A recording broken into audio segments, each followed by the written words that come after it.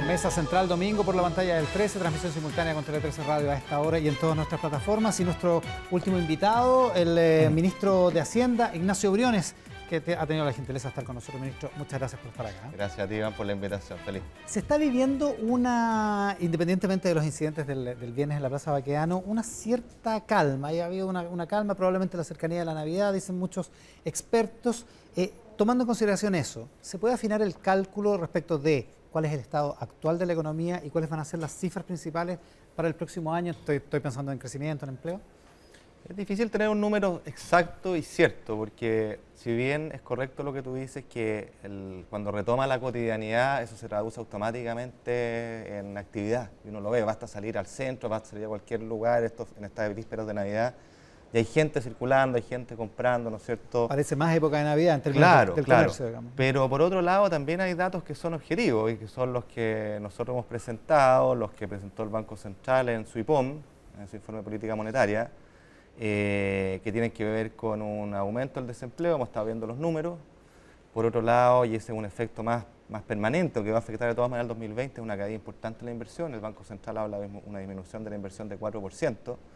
Esto es postergación de decisiones, ¿no es cierto?, que de otra manera hubieran ocurrido y hubieran tenido signo positivo. Hoy día estamos con signo negativo y la inversión es un elemento fundamental para el crecimiento futuro. Entonces nosotros lo que tenemos a la vista con la mejor información disponible hoy día, pero que esto puede ir cambiando, nosotros tenemos una proyección de crecimiento para 2020 de 1,3%, está más o menos alineada con las expectativas del mercado. El Banco Central tiene un número un poquito más pesimista, está hablando de un 1%. Pero esto es bastante móvil, o sea, piensa tú que cuando yo asumí como ministro de Hacienda, la proyección de crecimiento que existía para 2020 era de 3,3%. Cuando fuimos a la ley de presupuesto la bajamos en base a nuevos parámetros, nuevos insumos, a 2,3% y ya la hemos vuelto a bajar a 1,3%, que es el último dato que tenemos. Entonces, es difícil ser preciso porque además hay otro factor que se mete acá en la ecuación, que es novedoso, es lo que hace esta crisis algo novedoso, que es la incertidumbre política o el ruido político que hay. Si quieres podemos conversar un poquito más de eso, pero esto no es solamente una crisis o un problema económico, tiene también que ver con elementos políticos, como señaló el propio Banco Central. Claro. Ahora, entonces, esta calma de fin de año, que probablemente se extienda durante el verano, no necesariamente mejora la perspectiva, no es como para estar tan optimista. No, yo creo que es una señal bienvenida y yo creo que es una muestra muy palpable, muy gráfica, muy entendible por todos los chilenos y chilenas, de que al final, si al final la economía no es una abstracción, la economía es un día a día, que uno lo palpa, lo siente, ¿no es cierto? Y que requiere un montón de condiciones necesarias para que funcione, por de pronto el orden, la paz, la no violencia. Esas son condiciones necesarias sin las cuales ninguna economía, ninguna actividad puede funcionar cotidianamente. Ahora, es una discusión que está al interior de la coalición de gobierno y probablemente del propio gobierno, esta de que existe la sensación de que a lo mejor todo ya pasó lo peor y que por lo tanto entonces ahora no hay que apresurarse con ningún cambio, no hay que apresurarse con ninguna hoja de ruta ni con ninguna cosa demasiado profunda. ¿Existe ese riesgo?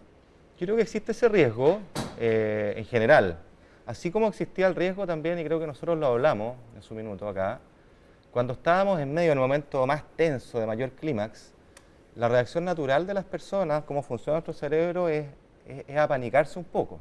Uno se estresa, le cuesta ver con claridad, le cuesta ver con limpieza, y eso lleva también muchas veces a decisiones que no son las mejores. O sea, actuar bajo presión no es el mejor aliado de la mejor forma de actuar.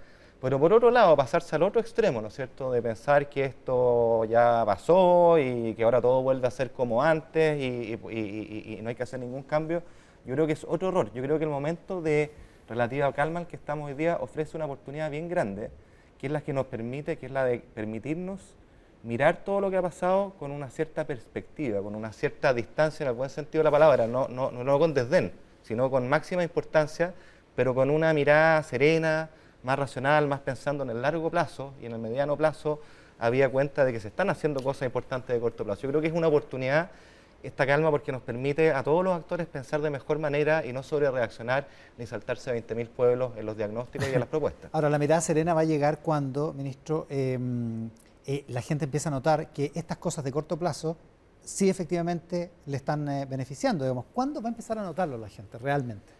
Bueno, yo creo que hay cosas que se están notando ya, y acá es importante que la gente entienda también los procesos legislativos. Quiero explicar un poquito esto. A ver, nosotros lo que ya está llegando, es el aumento de la pensión básica solidaria y el aumento de las pensiones del pilar solidario en general. Eso ya se está pagando como suplemento ahora Claro, en este hay fin un de mes. primer elemento que se paga ahora en diciembre, ¿no es cierto?, que hay un suplemento que ocurre en este mes. El efecto completo, ¿no es cierto?, uno lo va a ver en enero, ¿ah? Porque en el fondo, como es suplemento, la gente todavía no entiende mucho. En enero ya va a ser un grupo de personas, de adultos mayores, que van a recibir su pensión básica incrementada en 50%, otros en 30%, ¿no es cierto?, y se les va a explicar que al año próximo suben 50 y así. Entonces eso llega directo al bolsillo y uno dice, mira, sí, están pasando hay un cosas. efecto concreto. Después, por ejemplo, en disminución del transporte del adulto mayor, nosotros en el cronograma tenemos plazo hasta el primer semestre de este año para que esté implementado en todo Chile.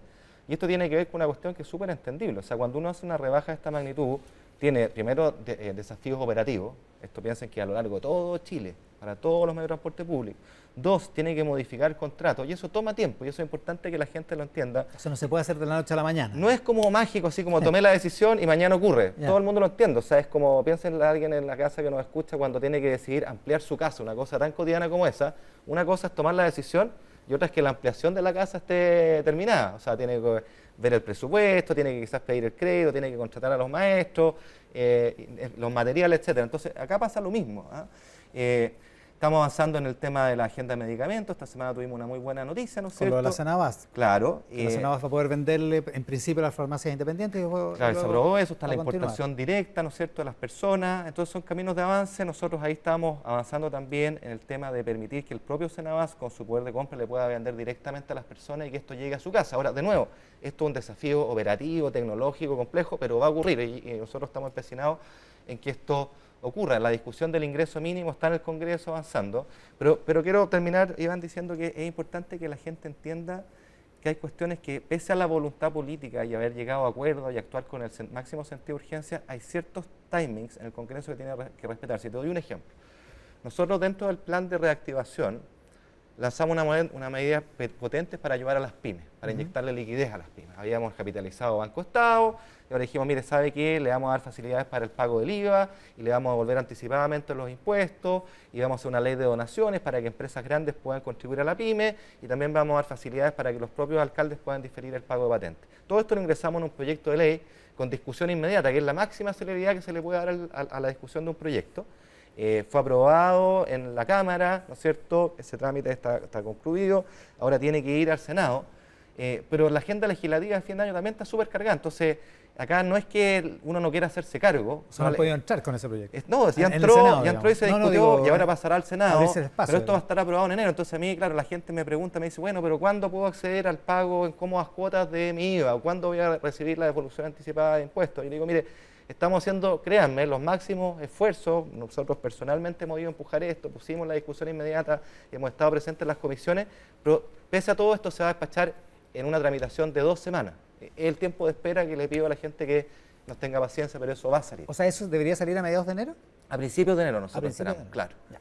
Estamos con el ministro de Hacienda, Ignacio Briones. Oiga, vamos a volver sobre su relación con el Congreso, pero déjeme preguntarle algunas cosas que van despejando alguna incertidumbre. Esta semana el Constitucional se pronunció respecto de la posibilidad de que la gente pueda recibir su plata de las AFP cuando necesita, tiene alguna urgencia, en fin, algún tipo de contingencia. ¿Qué le parece ese fallo?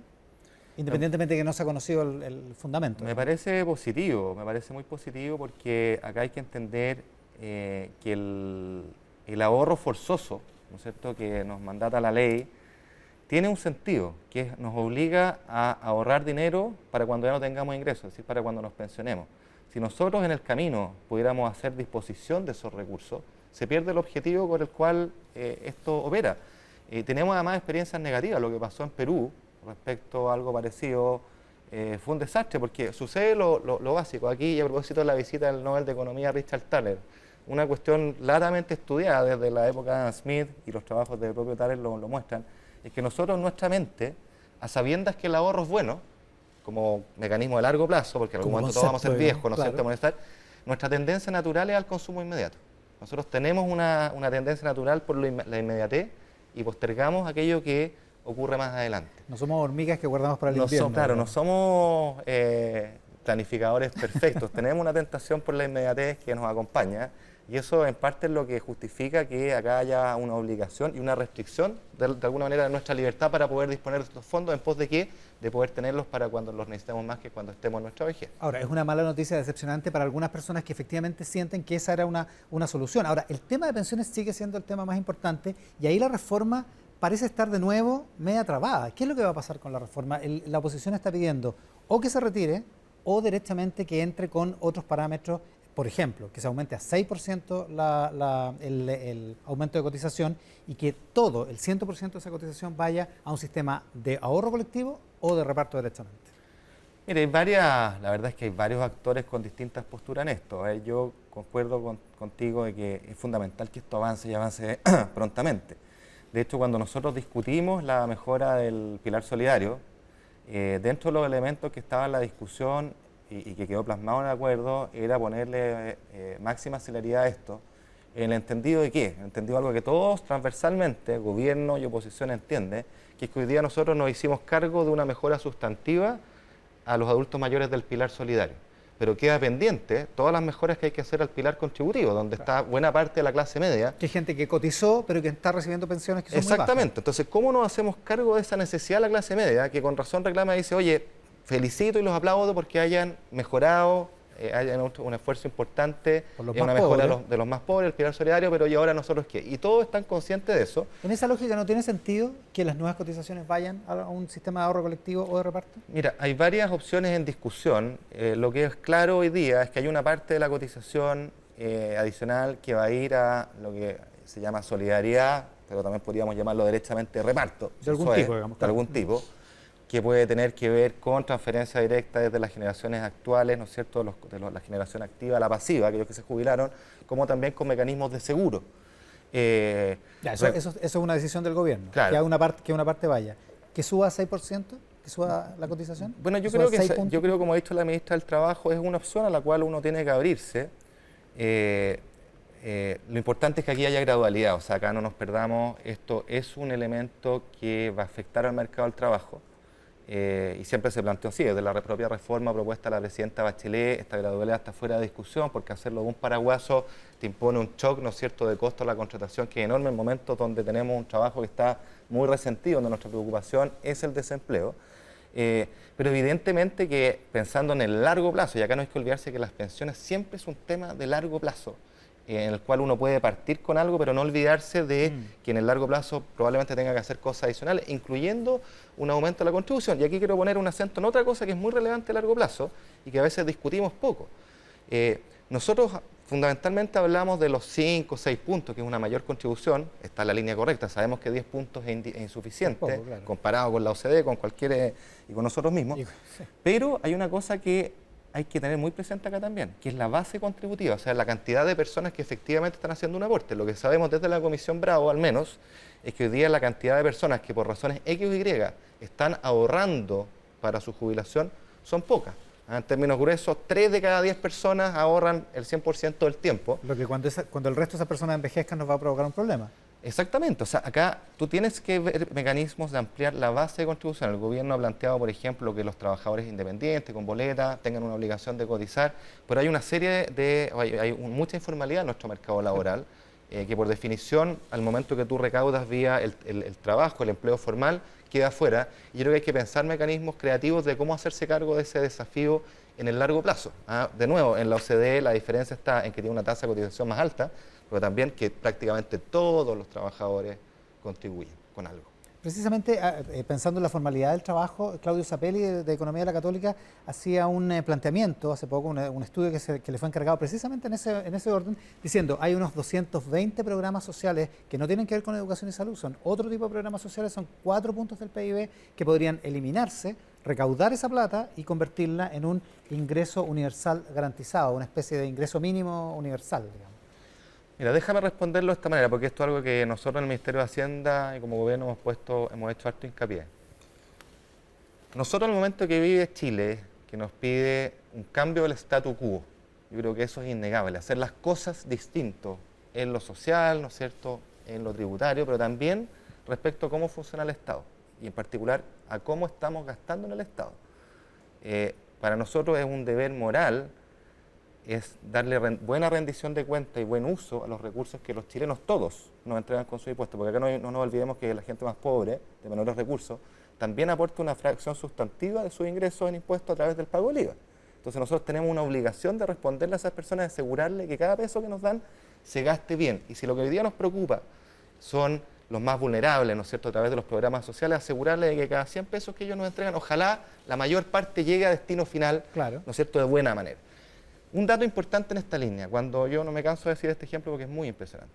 Cuando yo agarro la desigualdad de ingresos de Chile y la comparo con la de Alemania o con la de Francia, antes de que el Estado intervenga, antes de impuestos y de transferencias, simplemente la desigualdad de ingresos vía mercado. Dato interesante, la de Chile no es distinta ni la de Alemania ni la de Francia. ¿Dónde está la diferencia? La diferencia está en que estos países, luego de impuestos y transferencias, son capaces de reducir sustantivamente su desigualdad, mientras que nosotros la bajamos muy poco. Uno puede decir, bueno, entonces hay dos hipótesis acá en juego. Una es que nuestro sistema tributario no está haciendo la pega, o que nuestro Estado está haciendo la pega más o menos. Claro. Más o menos nomás. O ambas. ¿Qué es lo que nos muestra la evidencia? Nos dice que 4 puntos de reducción en el índice de Gini, no voy a entrar a detallar qué es lo que es el índice de Gini en este caso, pero entre 4 puntos de reducción de la desigualdad, uno de esos 4 viene de la progresividad del sistema tributario, o sea, es importante, pero mucho más importante es la eficiencia del Estado en cómo transfiere recursos, las transferencias directas del Estado a apuntalar a los que están en la situación más desfavorecida, ¿ya? Y acá nosotros tenemos que hacernos cargo de eso. Nos señala que en el caso de nuestro Estado es bienvenido avanzar en una dirección como la del ingreso mínimo, en una dirección donde los programas sociales, ojalá la plata llegue de la manera más limpia, más efectiva posible al Así como lo plantea Sapelli, digamos, de la Católica, ¿no? Bueno, o sea, tiene sentido, digamos, ¿no? Claro, tiene sentido. Ahora, acá también hay que hacerse cargo de la economía política. Acá los Big Bang, lo sabemos, son malos aliados. Yo creo que hay que entrar en un proceso donde, por supuesto, hay que revisar con mucho celo, muchos detalles, todo y cada uno de nuestros programas sociales para ver si se está cumpliendo este objetivo de que cada 100 pesos, ojalá la máxima cuantía llegue al destinatario final. Y si no se está cumpliendo, entender por qué no se está cumpliendo, hacer las medidas correctivas o eventualmente transformar esos programas, juntarlos, ¿no es cierto?, y avanzar, seguir avanzando en esta línea de transferencias directas, como por ejemplo el ingreso mínimo garantizado. A propósito de proporcionalidad, ¿qué va a hacer el gobierno, ministro, con el proyecto de 40 horas? Bueno, eso es algo que está en la discusión, como se ha visto. Yo creo que el informe de la Comisión Presidencial, que entregó sus conclusiones recientemente, es valioso en esa dirección. O sea, yo creo que acá... Ellos dicen hay que suspender la tramitación. Eso es lo que aconsejan. Claro, hay que postergar la tramitación. Claro. Yo lo interpreto como que hay que darnos un tiempo para que pensemos bien esto. O sea, acá el voluntarismo, ¿no es cierto?, el hacer las cosas solamente con voluntarismo, con una celeridad exacerbada, es un mal aliado de buenas políticas públicas. Acá tenemos un grupo de expertos bien transversal que nos dice, ojo, veamos esto con calma. ¿El gobierno va a seguir esa recomendación? Es las cosas que estamos viendo. Yo creo que lo sustantivo, Iván, de esta recomendación es la siguiente. Y creo que en esto existe bastante consenso, no unanimidad, pero bastante consenso. Es que lo que se haga en pos de reducir la jornada tiene que ir de la mano del otro componente fundamental, que es mayor flexibilidad, mayor adaptabilidad, plurifuncionalidad. ¿Ah? Porque acá hay que partir de la base, y esto es lo que muchas veces a la gente le cuesta entender, a la política le cuesta entender, pero a la gente normal y común y corriente que tiene su negocio no le cuesta tanto entender, es que la realidad empresarial es tremendamente diversa. Tú tienes empresas grandes, medianas, pequeñas, microempresas. Y además tienes sectores productivos que tienen una cierta realidad y otros que tienen una realidad distinta. Entonces acá las ideas tipo camisa de talla única son malos consejeros. Uno tiene que hacerse cargo de esta realidad diversa, tratando de tener mecanismos adaptativos que se hagan cargo de esa realidad y que conjuguen al mismo tiempo, en consecuencia, esta idea de ir gradualmente reduciendo las horas, pero con grados de flexibilidad que permita adaptarse a las distintas realidades. Ahora, desde el punto de vista de la táctica legislativa, ¿cuándo va a tomar una decisión respecto de qué hacen con ese proyecto? Bueno, insisto, esto es algo que estamos viendo como gobierno. No te puedo dar una respuesta inmediata. Nos hemos estado involucrando, como es obvio, porque esta es una discusión bien de fondo y donde estamos ciertos que si se hace mal puede tener todos los costos y muy pocos beneficios. Lo que uno quisiera es que esto ojalá sea beneficioso para todos los chilenos, para todos tipos de empresas, para todos los trabajadores en adelante, ¿no? Hay otra incertidumbre que es la reforma tributaria que particularmente se volvió más incierta con las declaraciones de algunos senadores con los que usted firmó un acuerdo respecto a la reforma tributaria. Hay esta sensación, que tiene la oposición, que le ha expresado muchas veces de que aquí lo que el gobierno ha dado son migajas, y esas migajas no son suficientes para calmar a la calle, para calmar la convulsión social, ni tampoco para cambiar la estructura, el statu quo, como usted lo mencionaba. Mire, yo lo primero que quiero decir acá es que valoro, aprecio y hago un sentido reconocimiento tanto a los senadores de oposición, senador Montes, senador Lagos Verde, senador Pizarro, como a los senadores oficialistas, senador Coloma y senador García, porque todos, que están en la Comisión de Hacienda del Senado, sin ninguna ambigüedad, han dicho que acá el acuerdo se honra. Yo creo que eso es tremendamente valioso, particularmente en los que vivimos hoy día, donde la gente está esperando que la palabra empeñada se honre. Si eso es fundamental, porque si no, quiero agregarle algunas cosas. Claro, yo creo que es legítimo que digan quiero agregarle algunas, pero ellos han sido claros y públicamente lo han dicho. Yo quiero reconocerlo y valorarlo, que este acuerdo se honra, ¿ya? Y el gobierno, por supuesto, también concurre a honrar este acuerdo. Y acá tengamos claro lo siguiente: un acuerdo implica que todas las partes sean, y por eso a nosotros a veces nos pegan, nos dicen, oye, ustedes entregaron esto, entregaron este otro, pero hay que reconocer que al frente también entregaron cosas, ¿no es cierto? Y el senador Coloma, ¿no es cierto?, como voz de la UDI también estuvo dispuesto a sacrificar cosas, y el senador García, el senador Pizarro. Entonces, yo creo que eso es fundamental. Yo no tengo dudas que esto se va a respetar. Nosotros además tenemos un timing acordado en el cual del Senado esto debiera ser tramitado, va a ser tramitado con máxima celeridad, debiera salir en 15 días, ese es el acuerdo que tenemos escrito. Estamos en una agenda legislativa apretada, estoy consciente de esto, pero todos estamos conscientes de que esto tiene que salir rápido del Senado. Entonces yo separaría acá lo que muchas veces se dice, ¿no es cierto?, públicamente, quizás un poco para hablarle a un cierto electorado, de lo que en realidad, ¿no es cierto?, está escrito, suscrito y que se está honrando en esta materia. Se lo pregunto porque mientras algunos siguen insistiendo en que hay que aumentar el gasto, que hay que aumentar algunas cosas, que lo que el gobierno ha dado no es suficiente o son migajas, como le decía antes, el nuevo director de presupuesto, Matías Acevedo, dice hoy en una entrevista en El Mercurio que estamos en el techo del gasto, es decir, que no se puede gastar más, y que tampoco tiene sentido, es contraintuitivo al menos, que se aumente la carga tributaria, que es una cuestión en la que parecía haber cierto consenso. A ver, acá hay que distinguir los planos. Yo suscribo lo que dice el director de presupuesto. De hecho, esto es algo que hemos conversado y basta ver los números. Acá, yo siempre digo, uno puede tener, y es muy legítimo y valioso que así sea, uno puede tener sus propias opiniones, pero no sus propios números. Y los números están ahí.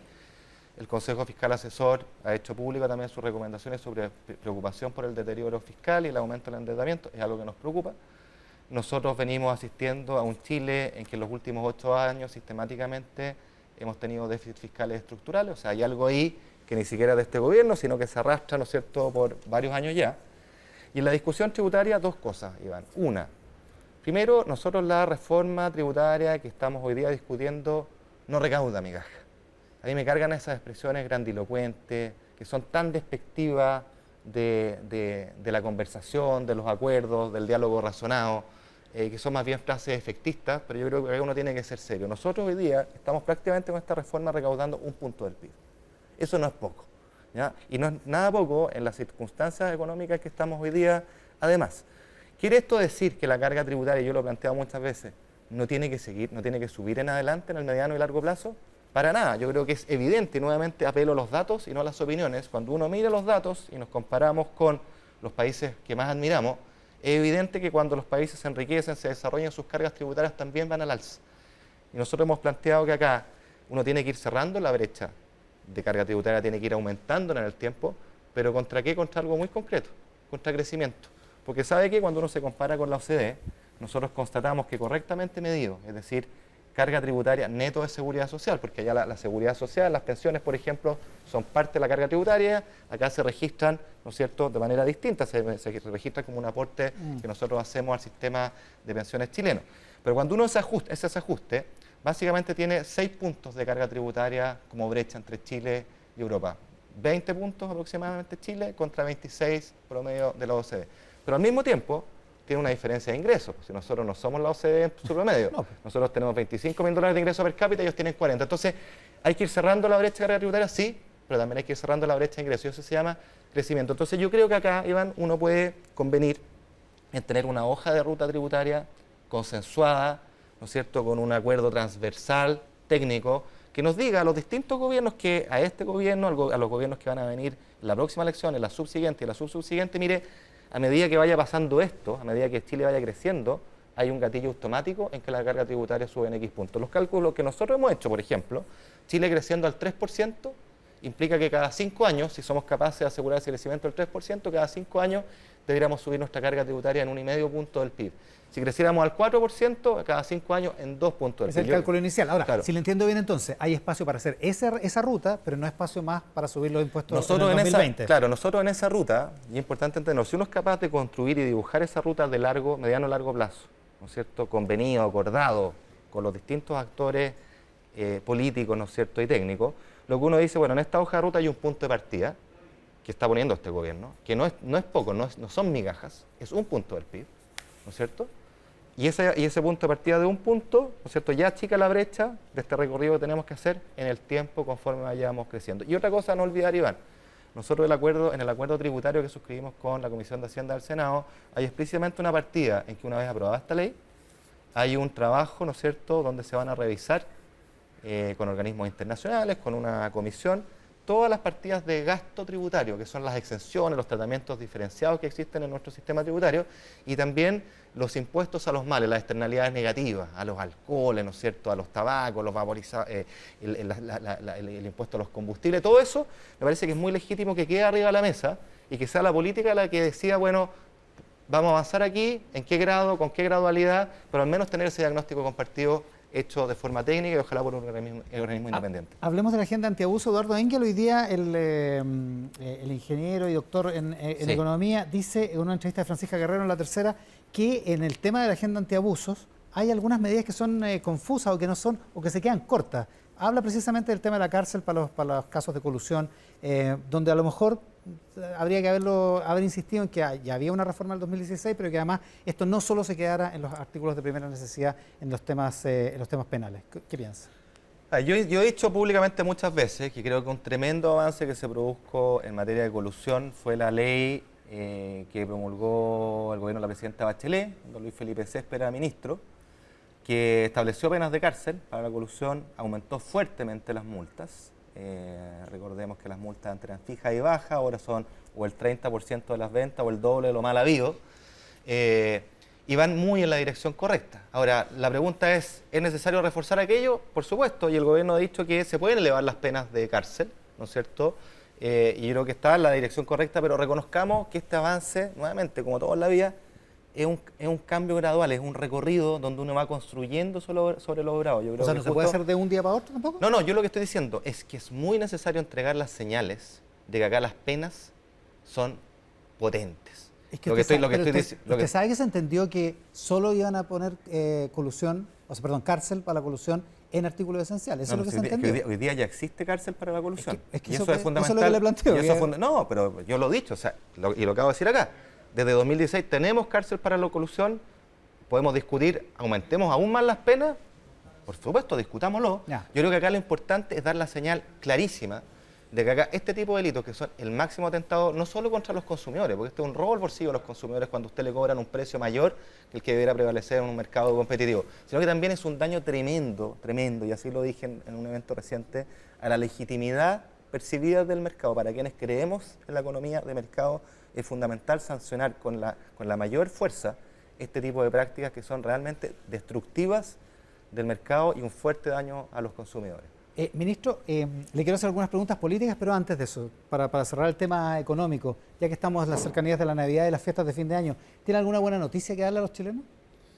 Yo creo que sí, Iván. Yo creo que la buena noticia es que estamos primero avanzando. Creo que a veces se ve poco, a veces está tan acelerado todo, que uno mismo muchas veces no es capaz de detenerse y ver, bueno, mirar para atrás qué es lo que hemos hecho, y ese mirar para atrás también nos ayuda a mirar para adelante. Yo creo que, y lo he dicho públicamente, hemos hecho avances importantes en materia social.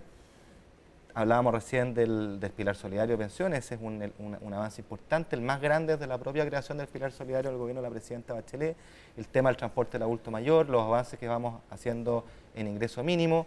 Hay un avance en la discusión de salud, que es una prioridad de los chilenos, a través de ir migrando, ¿no es cierto?, al tiempo hacia un plan único universal, todo lo que hemos avanzado en la agenda de remedio y, por supuesto, lo que queda por avanzar, y estoy convencido que vamos a llegar a una solución pronta en el pilar contributivo de pensiones. Entonces, yo creo que no son poca cosa. Yo, como he dicho, fíjese que lo que hemos avanzado implica más de 5.000 millones de dólares que no estaban nunca en la agenda entre el 2020 y 2022.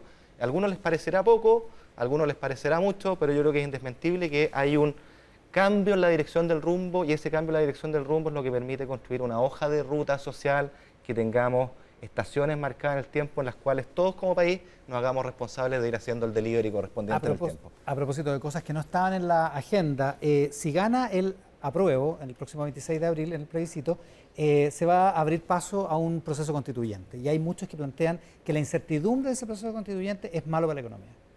A ver, yo creo que es indudable que un proceso constituyente abre espacios de incertidumbre, pero yo he dicho, creo que hay que desdramatizar este proceso. Primero, porque los cambios constitucionales no son de Marte, se producen incluso en los países que más admiramos, y esos países no han cambiado generalmente del cielo a la tierra. Pensemos en Francia, por ejemplo, hace 60 años. Los acuerdos constitucionales finalmente, y nos lo muestra nuestra propia tradición constitucional, siempre son bastante razonables, y yo creo que en las reglas del juego que tenemos en esta discusión constitucional actual, la regla de los 2/3 garantiza o da una señal potente respecto a que los elementos que van a estar ahí considerados son moderados. Hay dudas, por ejemplo, se ha planteado la autonomía del Banco Central, pero por ejemplo en el estudio que hace la Escuela de Gobierno de la Católica, ¿no es cierto?, el panel de política pública del cual yo era miembro antes, transversalmente, desde la gente más derecha hasta la gente más izquierda, valora y plantea que la autonomía del Banco Central es una de las cuestiones que tienen que estar resguardadas en la Constitución. Entonces, yo creo que acá, claro, uno se puede pasar las películas más catastrofistas, pero yo trataría de llamar a la calma. Yo creo en la razonabilidad de los chilenos, creo en la moderación, y además creo que tenemos reglas que apuntan hacia allá. Ahora, ¿cuán respaldado se siente el gobierno con los problemas en la coalición que se presentaron a fines de esta semana, el congelamiento que hace la UDI de su relación en Chile Vamos, y precisamente planteando un problema, una diferencia profunda con Evópolis, que es el partido suyo, y con una parte de Renovación Nacional al menos? Mire, aquí yo hablo como ministro de Hacienda, como miembro del gabinete del presidente Piñera, como representante del gobierno, y yo diría lo siguiente: no cabe duda que había un impasse, eso no se puede negar. Me parece que los puntos que ha levantado la UDI son atendibles, son legítimos, pero dicho eso, creo que lo más importante, y yo estoy seguro que eso no está en riesgo, es la unidad de Chile Vamos. Y digo por qué, por dos razones. Uno, porque es esta unidad lo que le permitió al presidente Piñera ganar la elección. La unidad acá es fundamental. Segundo, la unidad es fundamental para el futuro. Acá nos estamos jugando la definición en una serie de cosas relevantes que van a construir nuestro país para los próximos 30 años, y en eso la unidad es clave. Y por último, un tercer elemento, que es de la propia historia de Chile. Las coaliciones exitosas han sido producto de la unidad. Pensemos probablemente en la que ha sido la coalición más exitosa de nuestra historia, que es la Concertación. Con sus diferencias, con sus peleas, con sus matices, su diversidad, fueron capaces de gobernar unidamente y darle al país un progreso notable en lo económico y lo social. Entonces yo creo que la unidad es un valor fundamental que tenemos que cuidar, y estoy convencido, no tengo dudas de que este impasse va a solucionar y que Chile Vamos va a seguir unido. ¿Debería haber gestos hacia la UDI? ¿Del gobierno o de los otros partidos? Siempre en la vida los gestos, Iván, son muy importantes, porque al final uno no se relaciona solo institucionalmente. La relación no es entre entelequias, entre abstracciones, son siempre entre personas, y eso es válido para las relaciones dentro de una coalición oficialista, como cuando uno negocia y dialoga con la oposición, que es lo que a mí me ha tocado hacer en varios acuerdos que hemos fraguado. Creo que el